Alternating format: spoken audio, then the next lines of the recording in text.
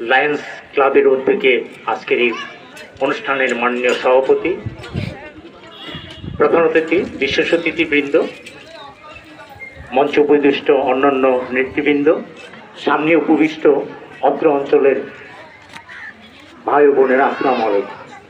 আমি অবাক হয়েছি, লায়ন্স ক্লাব অফ বাংলাদেশ সারা বাংলাদেশেই ওনাদের জনকল্যাণমূলক কাজে ওনারা সম্পৃক্ত থাকেন, কিন্তু একটা ইউনিয়ন, একটা অজপরাগায়ী বলা চলে, সেখানে লায়ন্সের যে প্রচারণা হয়েছে সেই জন্য আমি ওনাদেরকে ধন্যবাদ জানাই, অভিনন্দন জানাই, কৃতজ্ঞতা জানাই।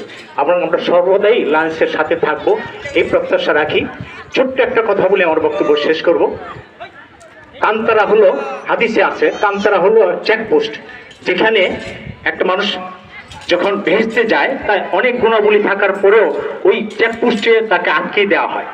আটকে দিয়ে বলা হয় যে আপনি জনগণের কল্যাণে কি কাজ করেছেন, জনগণের সাথে আপনার কেমন সম্পৃক্ততা ছিল। এটা যদি কমতি থাকে তাহলে তার ন্যাক ওখান থেকে কেটে দেওয়া হয়।